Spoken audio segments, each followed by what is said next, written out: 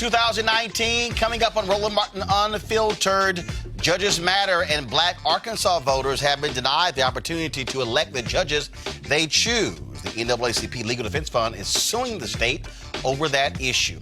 Also, in Flint, the citizens there face unreasonable water lien policies that could remove people from their homes.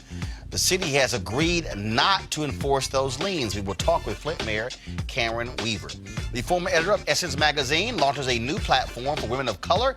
We'll talk to Vanessa DeLuca about that website. Also, former NFL player Kellen Winslow Kellen Winslow Jr. has been convicted of raping a homeless woman. The jury has deadlocked on 8 other counts of sexual assault. We'll give you those details. Plus, in Missouri, black drivers are 91% more likely to be pulled over by police. And I'm sure they say it's because we drive pretty bad. And in Baltimore, a former cop convicted of second-degree assault for a vicious beating of a man last August. When we show you the video, you shall remember that. And also, Jon Stewart goes after Congress for what they did when it comes to the 9/11 victims. Wait until I show you his emotional testimony. It's time to bring the funk on Roland Martin Unfiltered. Let's go.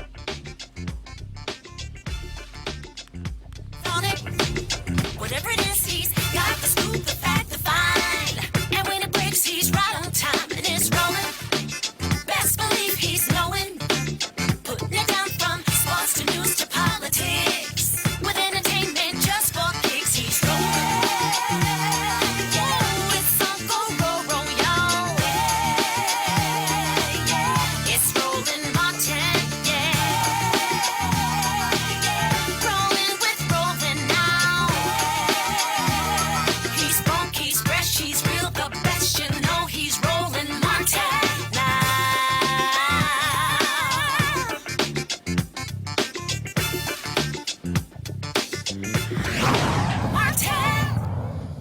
The water in Flint supposedly is good enough to drink. Residents there say that is not the case. They've also been complaining about liens being placed on their homes as a result of not paying their water bills. The NAACP Legal Defense Fund said that was wrong, and Flint Mayor Karen Weaver has agreed regarding their enforcing what they call unreasonable water lien policies that would remove people from their homes. Joining us right now is the mayor of Flint, Karen Weaver. Mayor Weaver, welcome back to Roland Martin Unfiltered.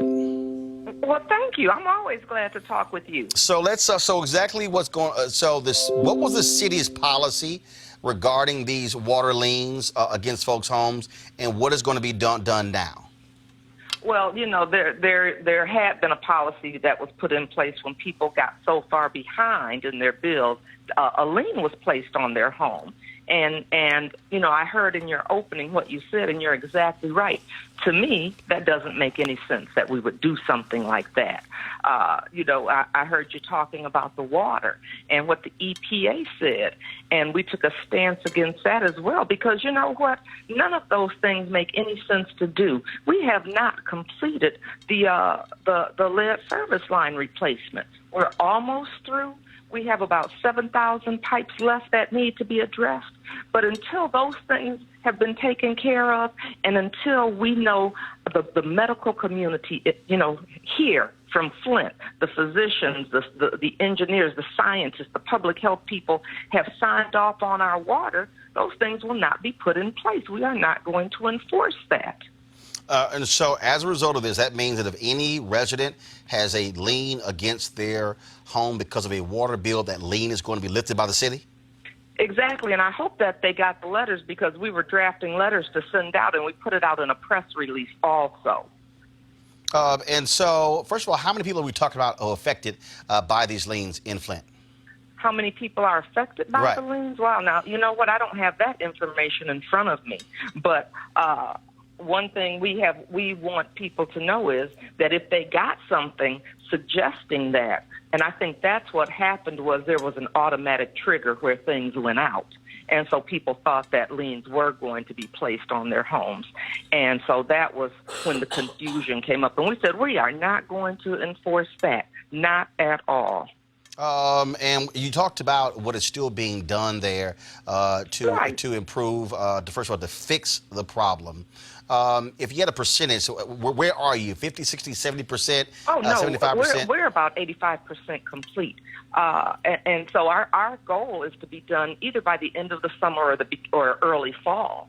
So we're a year ahead of schedule. And even though I'm really proud of that, we're not there yet. And that's why I was so outraged when EPA made the statement that the water was safe to drink from the tap. I thought, yes, we're almost completed with the lead service line replacement. The water is testing good, but we have not, until we get every lead and galvanized pipe out of the city of Flint.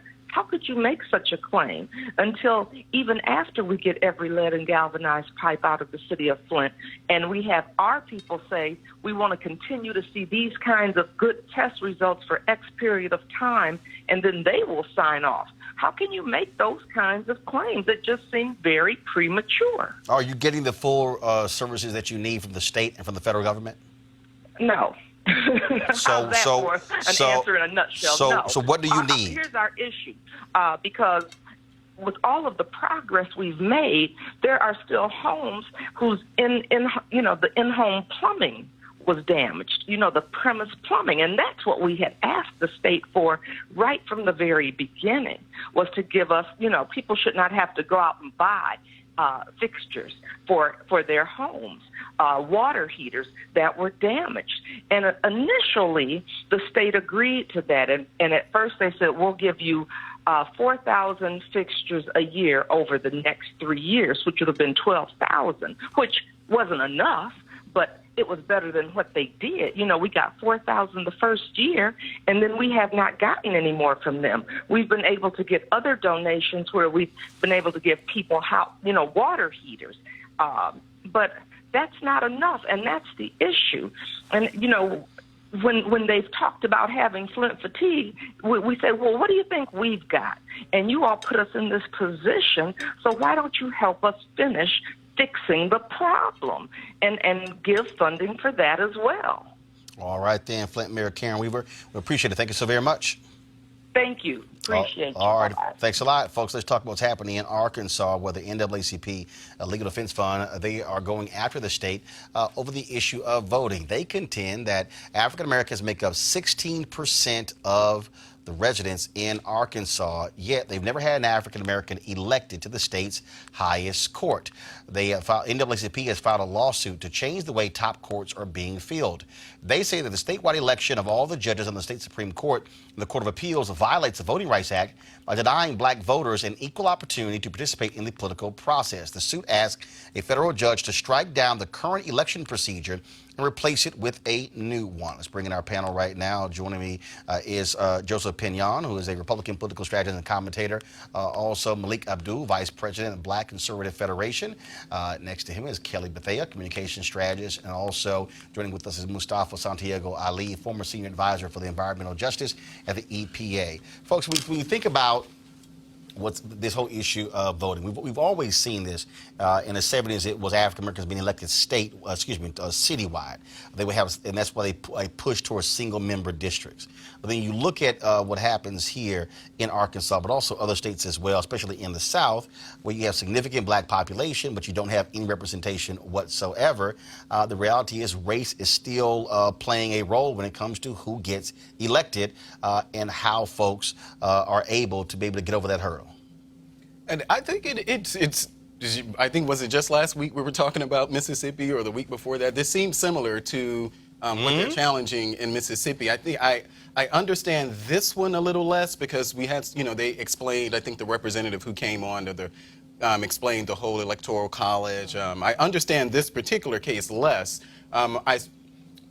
Any effort to suppress the vote, if you will, we should push back against any effort. I still remain, I remain about this case, my feelings are similar to how I felt about the Mississippi case, is that I'm not exactly sure if this particular law or whatever is the barrier to more black people not winning more statewide offices just generally throughout the South. I think part of that may have something to do with and as I was reading the actual filing in this particular case in Arkansas, they actually talked about the fact that blacks vote in blocks, that, we vote in blocks. And I think in response to that, I think their argument was that whites in Arkansas also vote in blocks, but to the disadvantage of black people. And how do we resolve that? I don't know, but any effort to actually suppress the vote, we should push back against it. No, but voter suppression is also tied to race. Right. No, absolutely. Malik, you're kind of correct in terms of the blocks. The reason why it was filed in the first place is because LDF, Legal Defense Fund for NAACP, found that Arkansas was in direct violation of Section 2 of the Voter Rights Act. And there are 3 elements that need to be met in order for them to even think about filing it. So one of them, like you said, was the majority must vote sufficiently as in a block to enable basically the voter disenfranchisement. So that's what they mean by the block. So when it wasn't saying like most black people vote for black people, although that is true, they did mention that in the complaint. But the problem was white people actively voted in such a way, and the electoral scheme in Arkansas is such that when white people vote, it drowns out the black vote. And the way that the districting is in Arkansas, like you said, is 16% black people in Arkansas, and yet there's nobody on either of these 2 highest courts in Arkansas. And the reason that is the case is because the black people in Arkansas don't have really adequate representation. And that's why they want about district. I mean, Joseph, that's what Correct. the points too. I mean, again, those are the exact same thing that took place all across the country when it came to county commissioners, when it came to city council members. That's why in a lot of places they had council members who were elected at large, and then that's why it was a push towards single-member districts in order for black folks to have representation. That's what they're saying in Arkansas. I think that, it becomes this very nuanced thing that's very difficult to try to explain to the general public, right? So I think that the average person who's sitting at home, not necessarily understanding how it's possible that if you're looking at districts that are pretty much statewide, how that goes against or how that disenfranchises people. I think that for us who have a more nuanced understanding of what has transpired, have a responsibility, and obviously that's why we're sitting here talking about it now, to be able to go and explain to people how these issues are systemic. And I think that, to me, I mean, one of the things that bothers me in general is how we're even voting for judges right now in the first place. To me, that that's the biggest corruption that we have right now in our criminal justice system. If the law is supposed to be blind, that we cannot be allowing people's implicit bias to be out here setting the conditions for how we're going to be deciding justice here in America. Mustafa, what's interesting is that you have the Supreme Court positions, they are all statewide. But the appellate judges are districts. Okay, which that makes no sense to me. And they put all the black folks in one district. So they're fine with that on the appellate level. All right, we'll give y'all one, and LDF wants there to be at least 2. But you have statewide for the Supreme Court, but the court right below them will go towards districts. Exactly. Well, we talk about this before. This is about power. I always talk about the power dynamics. And it's interesting when people say this is difficult for everyday folks to actually understand. I don't think that is necessarily true, because this has been going on since Jim Crowism. And the folks understand that when we don't have judges, and I wish that the law was blind, but we all know that the law is not blind. So therefore, if you don't have representation, then you're going to have these disproportionate impacts that continue to happen. And then I look even further for the long game, when you're not allowing African Americans the opportunity to become judges, then that limits their opportunity to also be able to move up the ladder, whether you're talking about in state Supreme Courts or in the highest courts in the land. So all of this actually puts us behind the 8 ball. I just wonder something. I'm just going to throw it out there. I wonder, what do you guys think that if, for instance, and we're going to take South Carolina, for example, if Tim Scott had been a Democrat, would he have won statewide? No. Right. So, and my point in saying this is that because there are more Republicans in South Carolina than Democrats, and then you have more white Republicans in South Carolina Yeah, than so Democrats. I'm wondering if we're talking about Mississippi, if we're talking about Alabama, any of these southern states, if we had more black people who were actually Republicans running, would that change the dynamics of those that are actually in it office? wouldn't, because first of all, you're comparing apples and oranges. Senator Tim Scott is a United States Senator. You only have 2 for the state. Here you're talking about 7 Supreme Court justices. Right, but I'm wondering if they ran... No, that actually makes it even worse. The fact that you have 7 Supreme Court justices, and in the history of Arkansas, there's never been a single African American ever. So the issue to me is not even necessarily if you had more black Republicans. It also boils down to that that particular state. I mean, the reality is African Americans across the board, Republican and Democrat, have had a hard time in America being elected to statewide office. Absolutely. That's about whiteness. I mean, so it's not. I mean, look. You look at Roland Burris. Roland Burris had. He said we can't. No. Follow me here. Roland Burris, when he was Secretary of State, had the most votes at that time ever. Yet when Roland Burris ran for not Senate. No, when he ran for a higher position in Illinois, did not win. He didn't run for Senate. That's right. No. Right. No, I'm talking when he ran on the state level. And so you can go across the country. You had very few African Americans who've been elected statewide. You had folks who of course, you had Carol Moseley Braun. You had, of course, Obama in Illinois, United States Senate. Of course, Kamala Harris, U.S. Senate. Cory Booker. Yeah, right. So you think. So you've had 5 black people since Reconstruction. Edward Brooke, Carol Moseley Braun, Barack Obama. Well, Roland Burris, I guess. And I'm talking about I'm talking not about elected. Yeah, not elected. Elected. You only had about 5. Right. Since Reconstruction. Yeah. Okay, since Reconstruction. Yeah. And so both parties have had issues with black people the moment they run statewide. Don't have the support. There's a lot of issues there. No, absolutely. Yeah. And that's and so what they're talking about here is, again, what's strange in Arkansas is to have districts on the appellate level, but statewide for the Supreme Court. And so we'll see what happens there in Arkansas. Let's talk about Upper Marlboro, Maryland, where they got their first African-American mayor, Tonga Turner. Well, they had their first black mayor. She announced last night in town council meeting that she is resigning because she's been the target of ongoing racist attacks and bullying. Her resignation will take effective June 21st. Folks, this is very reminiscent of the sister who resigned in Vermont because of the racism that was being targeted at her. It also reminds me of, I think it was in Missouri, where the black woman won, and then all the folks in the city resigned and locked her out of the mayor's office, even though she won, and she had to sue just to get the keys to City Hall. I mean, again, this might be 2019, but we're still dealing with the reality with that when you are the first in some of these places, racism will rear its ugly head. Yeah, I mean, I think realistically that racism has always been alive. I think that, again, you look at, we had this whole... Well, I thought they said it well, you know, they said it went away.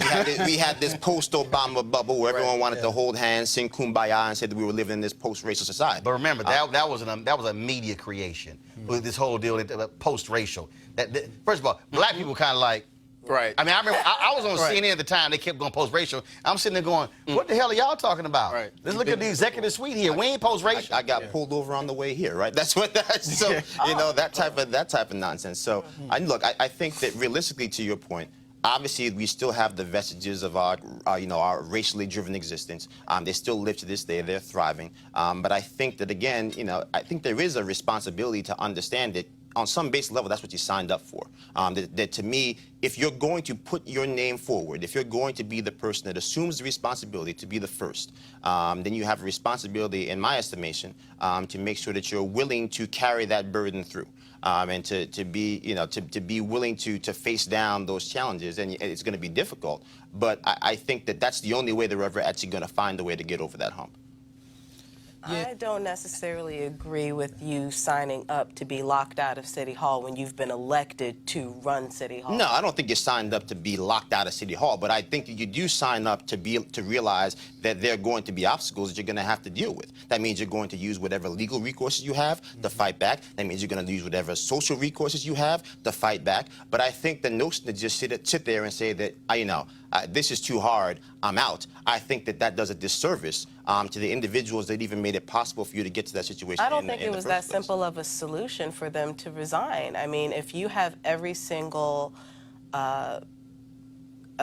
option at your disposal, basically not at your disposal, what are you to do in that situation? And in the case of Upper Marlboro, I mean, I tell people every day, Maryland isn't as democratic as you think, depending on where you are. So this was probably a safety precaution for her. If she's feeling like she is in such a position that she cannot fulfill her duties, I don't think her running the way that she did and actually winning only to, bow out, I don't think that was an easy decision on her part at all. I think that was the case of, again, the sister in Vermont, right, who had to step aside. And the fact that all of these people, the bigotry got so intense, she said, "I got to resign." Right. I mean, this is a safety precaution, and the fact that the people of these examples that you're mentioning are all black women, I mean, that's also something that we have to take into consideration here. Mm-hmm. We have a gender issue and a race issue here. Especially in Vermont, there's not a whole lot of black women in Vermont, and you have to take all of those things into consideration. I commend them for even running, and the fact that they won is a success in itself, but, at the end of the day, they're still human, and they still have to, look out for themselves, and if they feel I'm actually surprised in this case that you shouldn't be surprised when things like this happen, but particularly we're talking about Upper Marlboro. We're not talking about rural Kentucky or anything like that. No, we're talking about rural Maryland. Yeah, but it's still Upper Marlboro. And it's still rural Maryland. Yeah, but with the political... I believe it or not, I've actually been plenty of places. Yeah, no, I get that, but yeah, I've been to Upper Marlboro. I know most of the people who I know, most of the black people that I know who live in Maryland, live in Upper Marlboro. So I'm surprised that this sort of thing that she faced this intensity of racism, that she bowed out of the actual position. I mean, I'm just saying this is just really look, I think it goes back to the me. original point. Racism hasn't gone anywhere. I mean, I'm from New York, and New York schools are, in many cases, more segregated today than they were in the Jim Crow South. Sure. That's just the God's honest truth. Again, I understand, I am sympathetic to the fact that anyone would have to deal with these things. But I still remember, growing up and listening to my father, and even some of the stories. If you listen to Donna Brazile talking about Jesse Jackson, some of the threats that he faced going through those things, and all the death threats that he had. What the reports where they said, they had two cameramen on them all time because he was on death watch, right there, waiting for him to be the next one to go. And people telling me, Jesse, you don't have to do this, and him saying, no, I feel like I must do this, and I must see it through. And so I'm not sitting here trying to say that somehow that's what you signed up for, and this is the price you have to pay for being black in America, even though in some cases, unfortunately, it is. But what I am saying is that, again, when you make that determination that it is worth standing on that limb, that at whatever cost, come hell or high water, that you're going to stand up there and represent the people, I do believe that there is some vested interest in having to see it through. Maybe you have to see it through from another state where you go and get resources to get the NAACP to come back to get protection. Maybe it's making sure that you have to go out there and ensure that your family is protected, so you're not putting them in harm's way unnecessarily. But I do think that there is a responsibility once you've stepped out and said that here I am, follow me, and let me help us go down this path together, that you have to see that through. Mustafa, go ahead. But we just got to be really careful that we continue to lower our expectations. This is 2019. So these types of attacks, if somebody wants to talk about policy and have a disagreement about policy, then that is an acceptable set of conversations that can happen. Right. But when people move into the racial space, when people start to talk about gender or whatever it is and attack someone, then that's when we have to stand up and push back and say, this is not acceptable. This cannot be a part of the 21st century paradigm around politics. And, we got to hold people accountable when they are attacking our own and folks who are trying to do the right thing. And we should do that on both sides. Oh, without a doubt. Yeah, we should actually make sure that we're rallying around people on both sides, because, it's I'm pretty sure that Tim Scott gets a lot, even for, just from us. So I think we should. I'm just going to say that. Y'all just don't have that many. I'll just say this, that I I'm think just being black people. But you don't have that many. Black people in general. That's what I mean. Yeah, I would agree. I think that we shouldn't be lowering the bar, but to that standard, I would say that, look, I don't think the bar is being lowered. I think that this is where the bar has always been. And I think that if we're really going to be brutally honest about where we've been, we as a nation have not invested the emotional capital required to make sure that we've dealt with these issues, to make sure that these issues are stricken from our society. And I think that we need to do a much better job as a community making sure that, number one, issues like this come to the forefront. We've got a lot of foolishness that appears on the front page of the newspapers. It does not deal with this. And that's why forums like this are important. But we have to make sure that it starts with us, incumbent on us, to make sure that we're dealing with these I didn't issues. hear about this until today, and I live right in this Upper Marlboro is like down the street. That's why we exist. All right, y'all. John Stewart testified today before Capitol Hill and had some tough words for Congress when it came to the issue of health care for the folks who put their lives on the line during 9/11. Now, folks, check this out. I mean, he let Congress have it. The official FDNY response time to 9/11 was 5 seconds. 5 seconds. That's how long it took for FDNY, for NYPD, for Port Authority, for EMS to respond to an urgent need from the public. 5 seconds. Hundreds died in an instant. Thousands more poured in to continue to fight for their brothers and sisters. All right, folks, and this is how he actually opened the hearing, taking Congress to task for, let's just say, a lot of them not even showing the hell up for their job. Go watch this. I want to thank Mr. Collins and Mr. Naylor for putting this together, but as I sit here today, I can't help but think what an incredible metaphor this room is for the entire process that getting health care and benefits for 9/11 first responders has come to.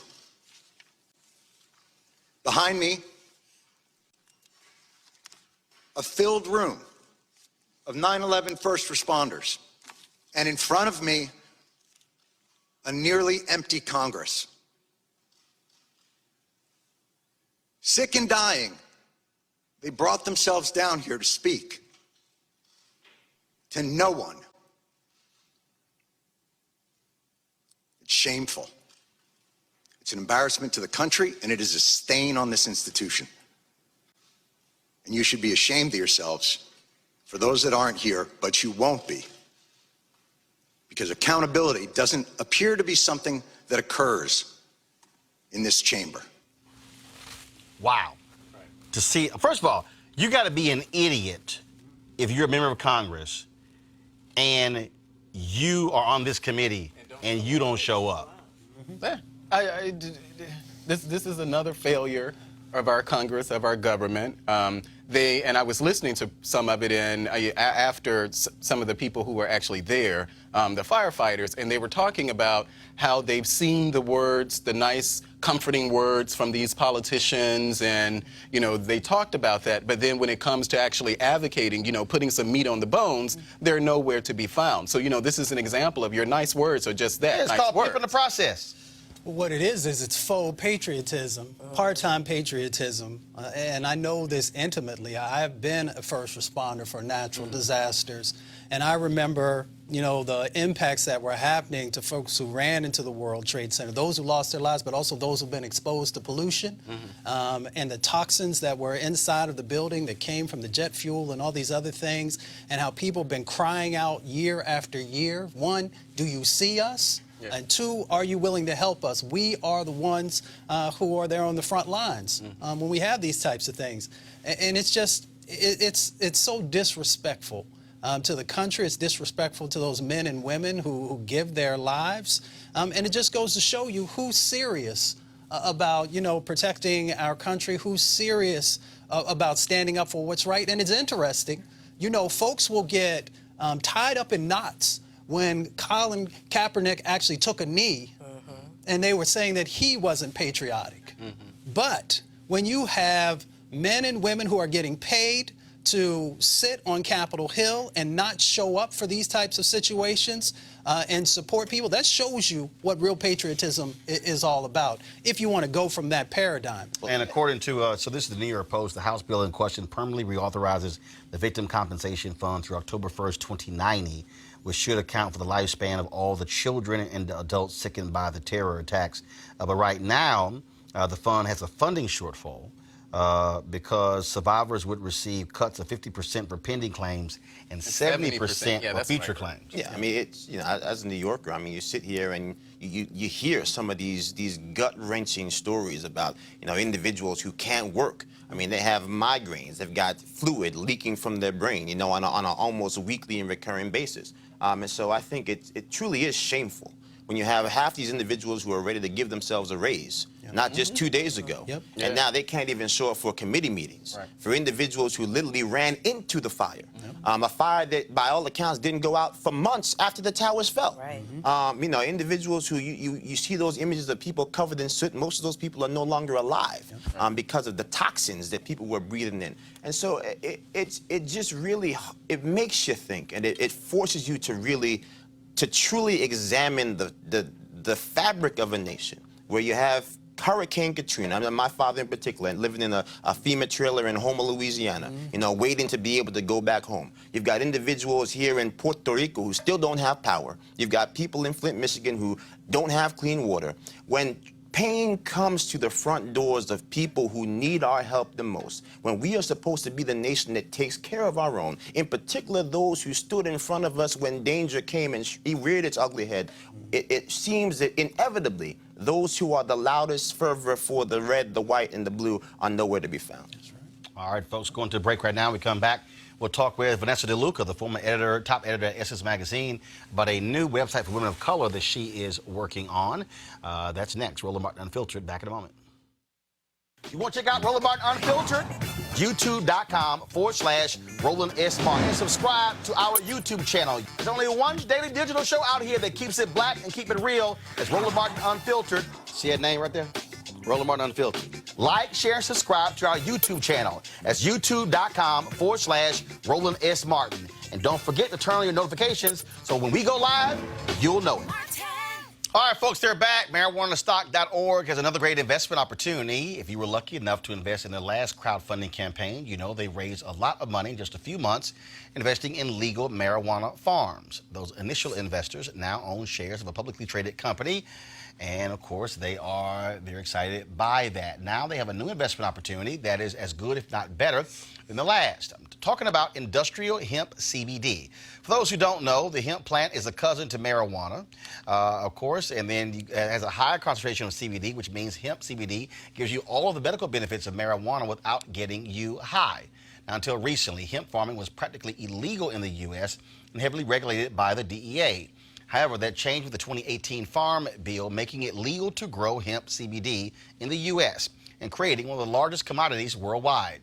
They need land to grow all of the plants, and this makes for an incredible investment opportunity. And that's where our good friends at 420 Real Estate come in. Their business model is simple. They buy land that supports hemp CBD grow operations and lease it to licensed, high-paying tenants. That's right, they are hemp CBD landlords, and you can get in on the action. You can invest in this crowdfunding campaign for as little as $200 up to $10,000. All right, folks, all you got to do is go to marijuanastock.org. That's marijuanastock.org if you want to get in the game. And if you do so, do it now. All right, folks, let's talk about, of course, women of color. Huge when it comes to this country. As a voting bloc in terms of activism. So we speak of African-American women, Hispanic women, Asian women as well. So a new online publication, Medium, they have launched a site called Zora. It will focus on the experiences of women of color, written by women of color. Joining me right now is Vanessa DeLuca. She is the editor-in-chief of Zora. Many of you know her, of course, as the longtime editor-in-chief of Essence Magazine. Vanessa, how you doing? I'm doing great, Roland. How are you? Doing good. So tell us what makes Zora different and unique? You know, Zora is really focused on telling thought-provoking stories about the lived experiences of women of color. And by that, when we say women of color, we don't mean just Black women. We mean all women of color. And we don't think that there's anything quite like it in this space right now, certainly not in the online community. And when we talk about, I mean, obviously you launched the site yesterday, correct? Yes. Okay, and who are you targeting? What demographic? Are you talking millennials? You talking about 25-54? Or are you talking about all women of color? We're really talking about all women of color. We hope that women will see this as kind of a lifestyle choice versus talking about a specific demographic. I mean, it really is for women who are tired of not finding thoughtful, textured content as concerns women of color. We want to discover new voices. We want to bring our different perspectives to the table. And all of that is, Zora is a place where all of that can happen. And who are some of the folks have you been tapping to write for the publication?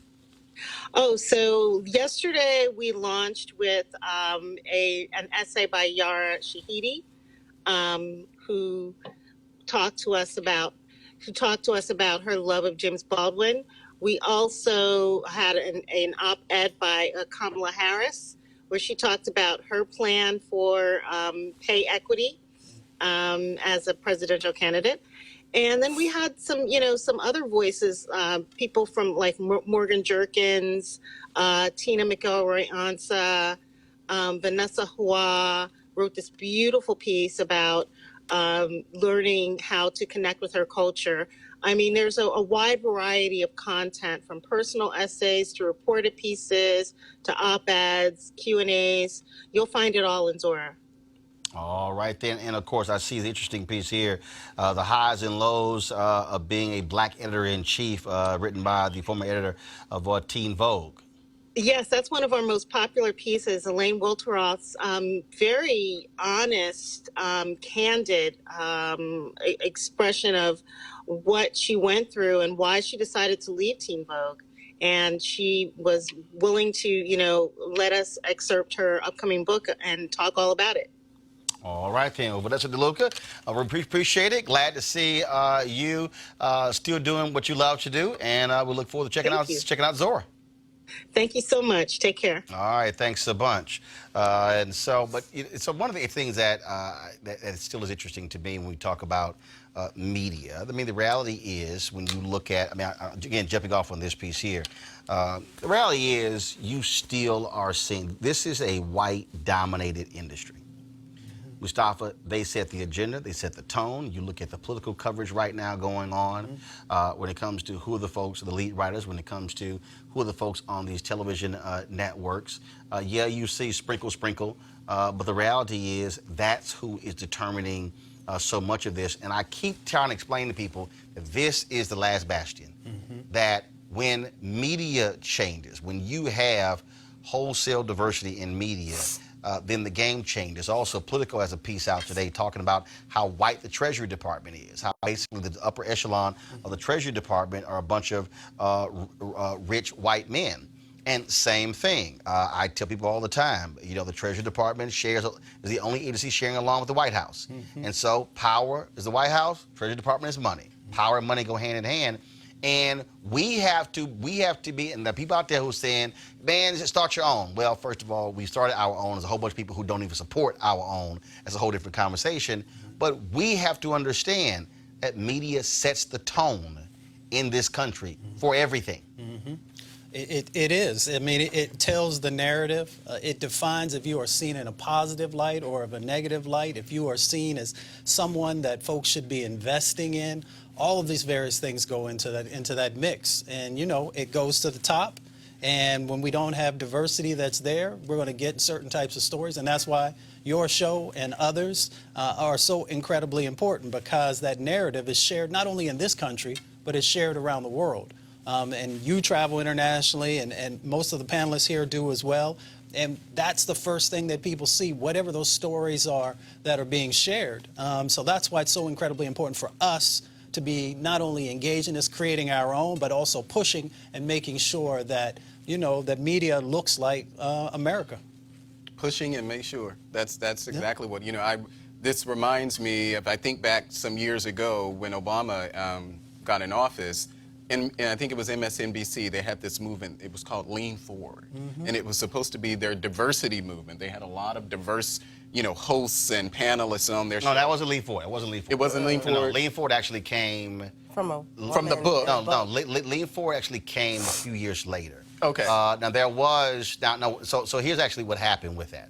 What happened with that is, coming out of the 2008 election, CNN had the highest ratings, had the highest concentration of black viewership. I was on there. And what happened was, Obama gets elected. CNN goes back to business as usual. Okay? So all of a sudden, many of us, we were there, but not as frequent.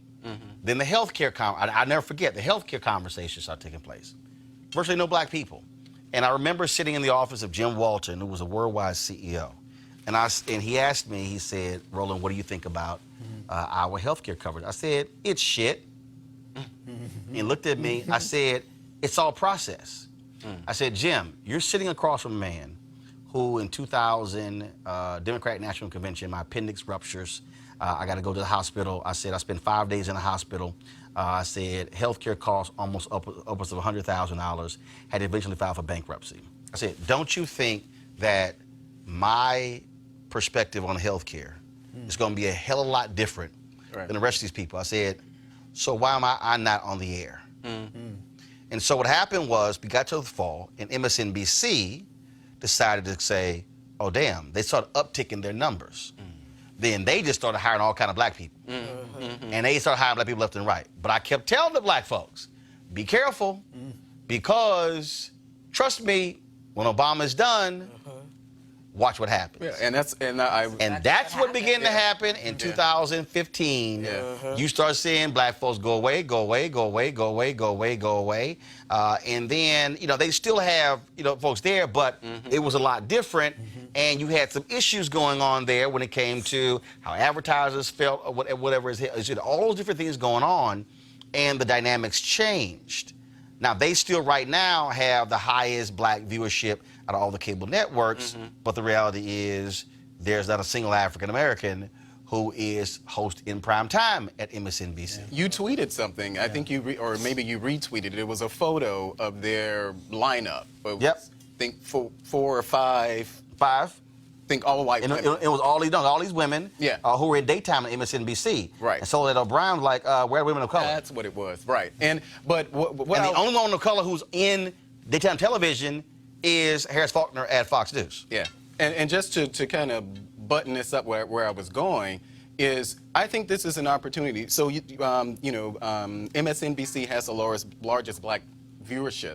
I think it's incumbent upon those viewers, us, black people, to push them. You talking about... Oh, hell yeah. To push, don't just let them peddle a lot of these, politics and race things, and not that those things aren't important, but we have to push them. And with so many numbers on the MSNBC side, there's no reason that we shouldn't. We allow ourselves to get distracted, but Roland, I've been on this show many times where we've talked about this thing in media, but we have to get to a point where we're forcing these people to actually make the changes, because otherwise they're not going to do it as a favor. No, Frederick Douglass said power concedes nothing without a demand, never has, never will, and the reality is that's one of the things that we're doing with NABJ, how we are pushing hard against CNN and Jeff Zucker for having no black executives, no black EPs, no black VPs, no black SVPs, no black EVPs, no black direct reports, and they keep giving us lip service, and their answer to us is, well, we'll meet with NABJ, we're not going to meet with Roland. I'm like, well, that's cute, but I'm the vice president digital, and so we're going to be in the meeting, but they still have not answered why y'all can't find black people, why you can't promote black people. And when you talk about that photo, I'm looking for it right now, where they got criticized, again, like Soledad and others, but in fact, today, Bakari Sellers criticized, he had something to say about MSNBC because they put out a photo stating who was going to their debate moderators. And it was Lester Holt, Rachel Maddow, Chuck Todd. It was guy from Today's Show, Guthrie, Savannah Guthrie, and it was also from Telemundo. Why is his name escaping me? He's going to hate me for getting his name right now. Yeah. And Bakari said, I'm sorry, the biggest block of voters, most important block of voters for the Democratic Party is black women, and there's not a black woman among the moderators. And the Democrats are mandating there has to be a person of color, there has to be a woman as a moderator in every single debate. I think also if we look at these trends here, it's not even that black people aren't in the news, is what do they allow us to speak about?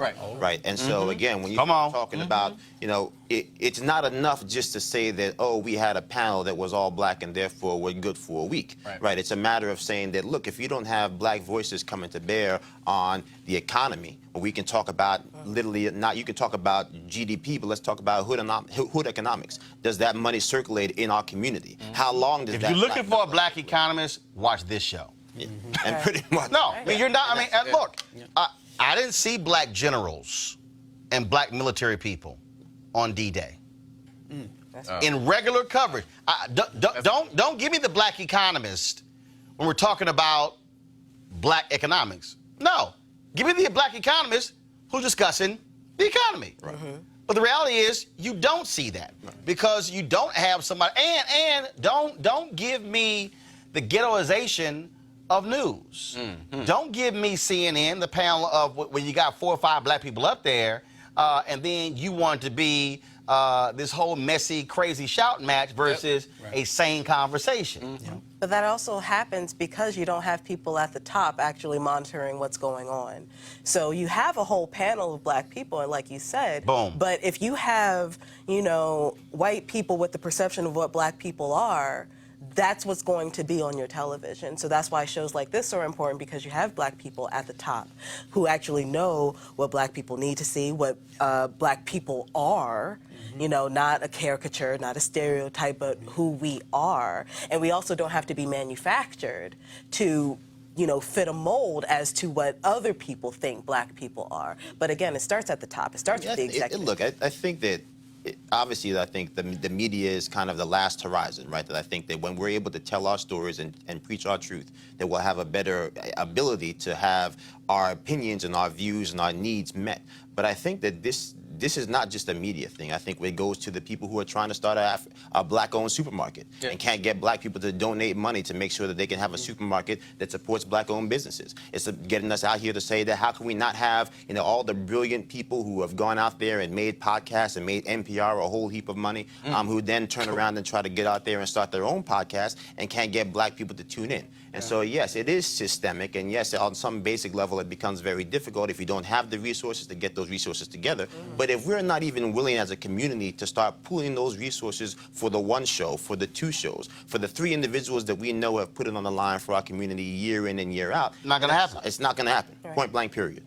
Not going to happen at all. And they need to actually have people who really have spent some time in the communities that they talk about. When we talk about climate and environmental issues, they sometimes, on the rare occasions that they have somebody having the conversation, and folks ain't never been in one community, they ain't had one conversation with Mrs. Ramirez or Mr. Johnson, and they give this generalization, and it weakens, why we should be focused on these issues. And Roland, the other part is that this reminds me of the music business, where you had folks determining what types of music could go out and actually sort of moving our communities to, be sort of anchored to certain things without having, real representation. And I think we have to be very careful in this space. Well, it was like last night, I saw the Clarence Avant documentary, The Black Godfather. And amazing documentary by Reggie Hudlin. I called Clarence coming to the office today. He said he's been getting phone calls from London, Africa. He said he ain't never got as many phone calls in his life. All the folks who saw it. But it was interesting. It was really interesting last night because that was this one particular scene where it was 5 white guys who were in the room. They were all former record label heads, major record label heads. They were all talking about brilliance, how smart Clarence Avant was. On and on and on and on and on. And I'm sitting there watching, and I'm going, well, why wasn't he one of them? Now, later he became chairman of Motown. But I'm talking about why wasn't he heading Universal and MCA and go down the line? And now what we're talking about is power. Now and see, and so the same thing happens, and I tell people all the time to understand media. There's a site, Deadline.com. So you have Deadline.com, Variety.com, TheWrap.com, The Hollywood Reporter. They are the four biggest, we call trades. And so I go to them every day, and I go to them to see who gets promoted. So Deadline is one of their websites, so I go to them all the time. And it's always interesting to go there to see who has gotten promoted to these media positions. And what's real interesting is when I see somebody black, they usually are signing a content deal, a production deal. They usually are an actor. I'm talking about the other positions. I look at it right now. Editors Guild named Scott Collins as communications director. Okay, I don't know Scott. Go to my iPad. I don't know Scott, but bottom line is when I look at this particular position, when I go down here and I look at, again, every time I go on here and I'm looking at people who get, look at this here. So Marta Fernandez named president of Macro Television Studios. But right below that, Tina Gordon to direct Universal Musical Comedy, praise this. Now, Tina Gordon, great director, but she's directing. She ain't green lighting. That's right. You know, and then if I go further, I keep going on. I can keep going, looking at more of these. I can go to more stories. And every day, and I'll go here, and I'll sit there and I'll go, and see, these are the positions that, frankly, you can do for 30, 40 years. These are the positions that are the, major positions when you start thinking about, when you start talking about money. We start talking about control. Again, green lighting. And it's very rare that I will see somebody black land a CEO or EVP position. And the reality is, in the history of Hollywood, you have had an African American who's the CEO of Xerox, African American of American Express, the CEO of American Express, but you ain't never, ever, African American has never been the head of a Hollywood studio. An African American has never been the head of a network news division. Ever. Wow. An African American has never been the head of a broadcast network. Ever. 2019. If you want to understand power. Yep. Wow. They're supposed to be progressive. Never. That's why I keep saying so-called liberal Hollywood. Exactly. Folks, a California jury that convicted former NFL player Kellen Winslow Jr. of raping a 58-year-old woman, homeless woman, was unable to break a deadlock on 8 other counts, and a judge declared a mistrial on those charges. Winslow currently faces up to 9 years in prison. Conviction on all charges could bring him a life in sentence. His father, of course, Hall of Famer Kellen Winslow, was with him all throughout the trial, and so prosecutors will determine by Friday whether or not they're going to try to file charges again to have a second trial. Talk about Baltimore, y'all. Y'all remember this video? What the fuck? Hey, yo, what the fuck, I got all that. Don't worry about it. I'm not touching them. Hey, yo, you see this shit, yo? Hey, yo. I got all that, damn it. I got all that.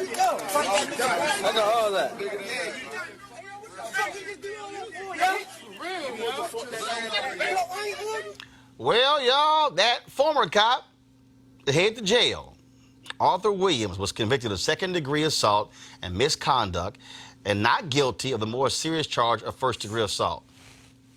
Really? Williams is going to be sentenced on August 9th. He faces 10 years for the second-degree assault charge. The judge can give any penalty that's not cruel and unusual. He resigned after the video of the assault went viral. Lock him up? Yeah. I mean, look, I think that, to me, when besides the fact that it's disheartening and deplorable and all these different things, I think of always, well, how do we stop this from happening? Because we keep sitting here around these tables having these conversations. And I look at videos like that, and it's not even the officer who's clearly lost his mind. but it's the other officer who's there, Right. Who's not doing it. Okay, all right. Not making no attempt to pull him off. To try to say, my brother, you have lost control here in this moment. And so I think that if there is going to be a way for us to move forward, there has to be at some point some level of accountability for your brother in blue. And to be able to sit here and say that, look, we recognize the same way that there are doctors who go bad, the same way that there are, you know, people in every profession who just lose control or don't know how to do their job, that it is incumbent on those people who are trusted voices in that community to step forward. And if they don't, then there is a level of culpability there that we'll never be able to get over. And to piggyback on that, what the police departments all around the country, what they should take a page out of what they're asking us to do as far as in our community, because they ask us to hold each other accountable. They have to do the same. Yeah. Like you should really set the example. Looking at the video of that guy, that was about power. Absolutely. You know, it wasn't a race dynamic in that sense, but that was about pure power. And because I can, I will, and I did. Yeah. Right. And the only reason he resigned and got convicted, It was called a videotape. videotape. Video. Yeah. You know, I do commend the courts for actually convicting him. We know of plenty of instances where the cops do not get convicted, but I can't help but notice that for a majority of these cases, the cops who do get convicted are people of color. So we still have a ways to go in terms of police brutality and being an even keel in terms of these convictions. Also, the fact that he was not convicted of first-degree murder, or assault, rather. Thank God he wasn't murdered. Right. That also brings me pause because there was clear intent in that video. I want to know exactly what happened and what was in the jury's minds. Obviously, I won't, but that's something to be considered.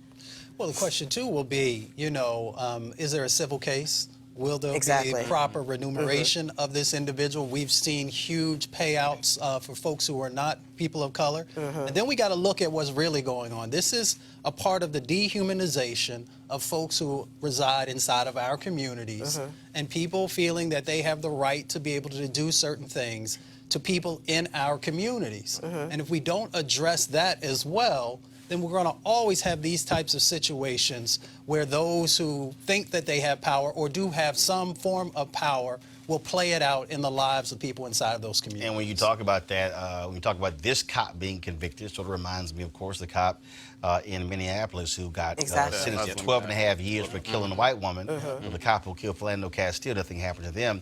This was from 4 years ago. Y'all remember we did this story here. It was a Delaware cop. It was Dover, Delaware. This cop kicks a brother in the head. Here we go to the video. Kicks a brother in the head, okay, while hands up, kneeling down, and, of course, this officer found not guilty by a jury. But wait till you see the video. You see him right here. You see the brother. He's sitting here. He's going to throw his hands up. Cop runs up, throwing his hands up, kneeling down. He's kneeling down. All right, so they cut it off there. The cop literally kicks him in his head. I'm going to pull the video up because obviously that website didn't want to show it. I'm going to show the video. Cop kicks him in the head. Knocks him out cold. Jury found him not guilty. I mean, I think also that, you know, to your point about these settlements, at some point we have to realize that, you know, we're settling for less. I don't care what that dollar figure is, because that amount of money penalizes the very community that's been victimized. That brother got $300,000. Yeah. In this case right here, he got $300,000. I mean, that money is money that comes out of homeless services. It comes out of services for people living in public housing. That is not money that actually impacts the individuals who are perpetrating these crimes. And I've always said from the beginning, the easiest way to make sure that Officer Tony doesn't fly off the handle is to make sure that at least some part of that punitive damages comes out of the pension fund. Which is why you have to change the police contract. Because the day they have the day they got to start paying out of money, there is not a single person that's going to sit there and say, hey, hey, hey, when Tony's flown off the handle. There's not a single person that's going to say, yes, I love this man, he is my brother in blue, and I know his wife and I know his kids, but I'm not going to allow him to make sure that my children don't eat and that my children don't go to college. And that's why I also say, for the cop who lies on a police report, They need it too. They need automatically lose your job. You don't turn your body camera on, you automatically lose your job. I'm tired.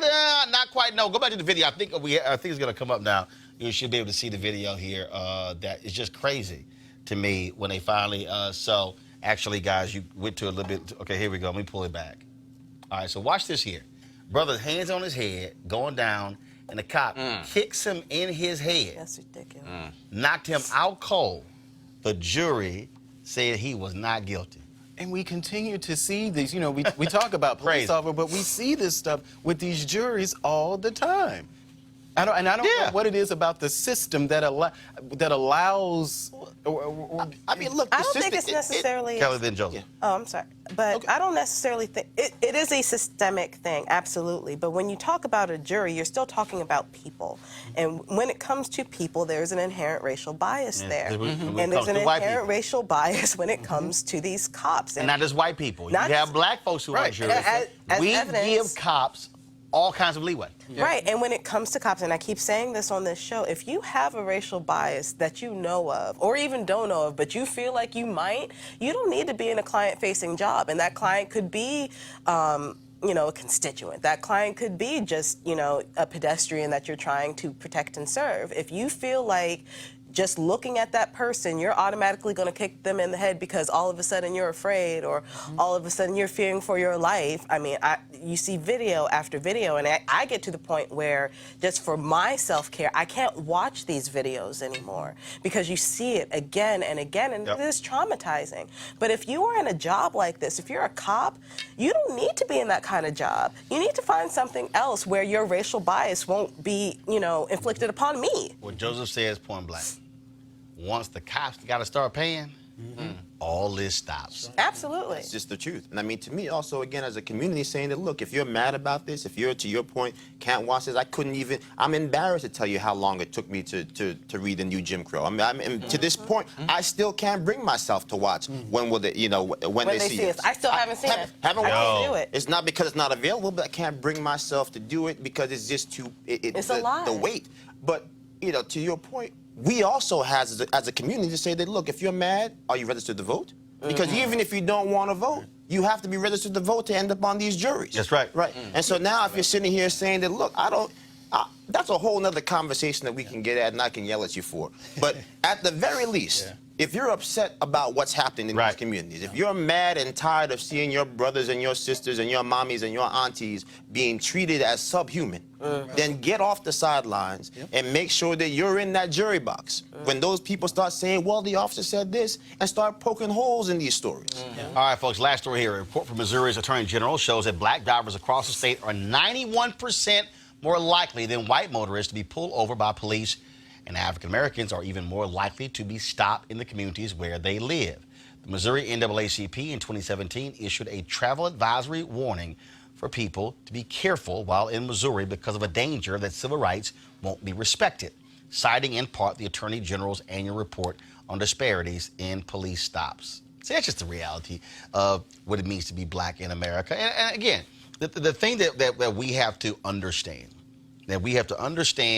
when we talk about this idea of race. When people say, we're beyond race, no, we're not. Numbers don't lie, facts don't lie.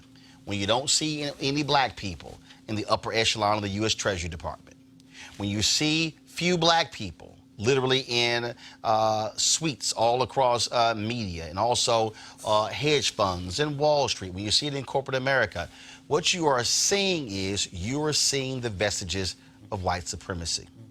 You're seeing people who are saying that we just can't find them because the really, really talented people, they just happen to be white. Well, yeah, because what you've done is you've frozen out those of us and say you would never will have a shot. That is the reality. And so what we have to begin to do is say not enough. And so what we're seeing right now, of course, we are 24 years away from America becoming a nation majority people of color. That's right, by 2043, there'll be more Hispanic, black folks, Latinos, as well as Asians in America than white folks. But the question we have to deal with is, will the power look different? Who will control the money? Who will control the political offices? Who will be in charge of the power? And see, that's what the real issue is. The reason I created this show is to actually build it into a digital network. Because how much longer are we going to have to keep asking white executives, please, please, please, pretty please, can I get a show? Can I be able to talk about the issues that we care about? That's why it matters, to what Joseph said, we have to support what is already there, what is existing. If not, then when we're saying, well, why wasn't that covered? Well, who are we to blame? The reality is we have to be in a position where we are speaking with our own voice. And as the nation's first black newspaper said in March of 1827, we wish to plead our own cause, too long have others spoken for us. So the challenge for you is, how do you even in your daily life support black businesses? Do you go to black cleaners? Do you go to a black-owned bank? Do you utilize black-owned cleaning services, janitorial services, the folks who fix your car? How are you ensuring that we are making sure our dollar is being circulated and then we are supporting the very institutions that support us? That is on you. And so you got to make that call. I can't make it for you. But if you're not doing it, shut the hell up. It's as simple as that. If you want to support Roland Martin Unfiltered, go to RolandMartinUnfiltered.com. Of course, you can join our Bring the Funk fan club. Our goal is to get 1,000 new folks in our fan club this month, our Bring the Funk fan club. We've got more than 2,000 right now, 2,022, so we want to hit 3,000 by the end of June. You can utilize Cash App, PayPal, as well as Square if you want to contribute. We've got some people who've given as little as $1, others are giving us $1,000 a month. Whatever you can do, we certainly support it, make it happen. Now, tomorrow I'll be broadcasting live from the American Black Film Festival taking place in Miami. We'll have our regular show, and also we'll be on the red carpet there because Shaft is the big movie premiering there at the ABFF, and so we look forward to hollering at Jesse T. Usher, Richard Roundtree, Samuel L. Jackson, Regina Hall, all the other folks who are in the movie Shaft. And so we'll be from ABFF all week, and so we look forward to bringing you some of the best of blackness from ABFF between now and Sunday. All right, folks, I got to go. Joseph, thanks a bunch. Malik, Kelly, Mustafa, thank you so very much, folks. I shall see you guys tomorrow. Got to go. Holla!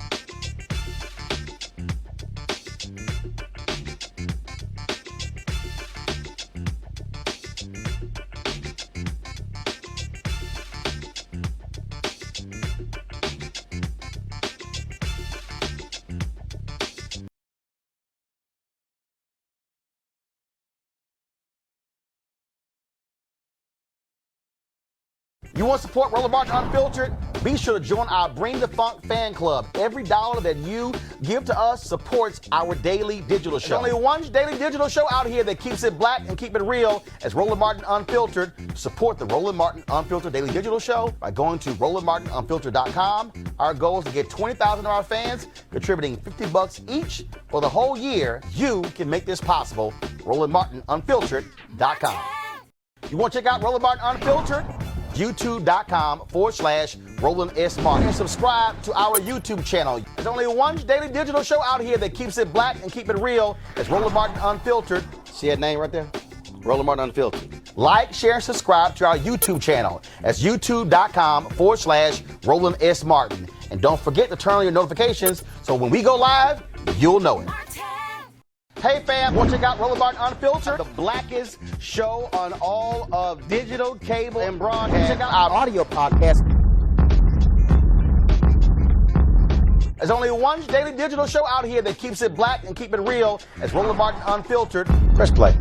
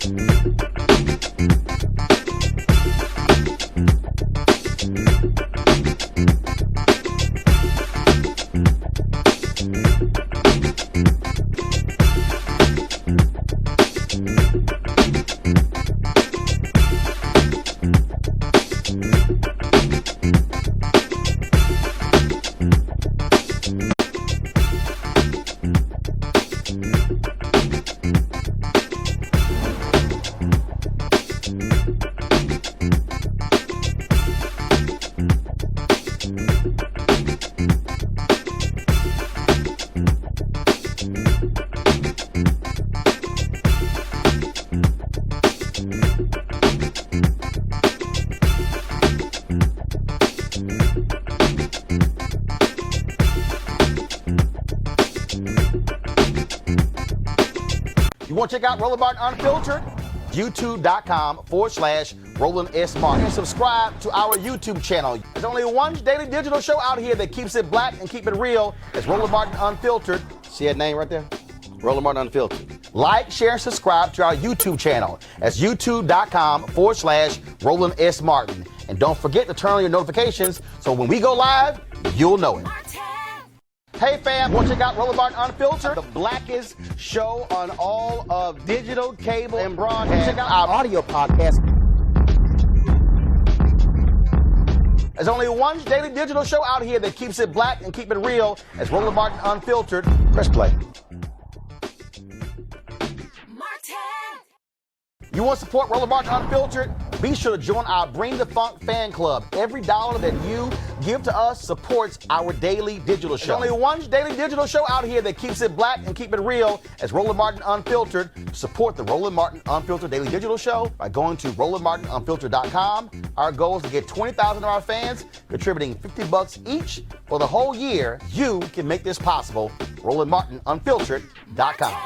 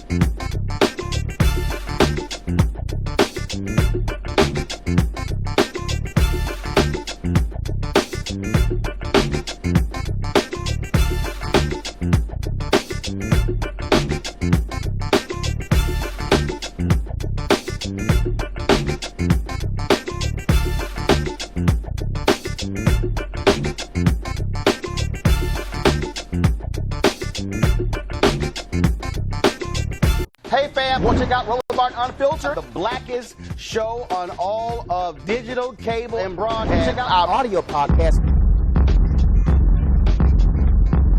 There's only one daily digital show out here that keeps it black and keep it real. It's Roland Martin Unfiltered. Press play.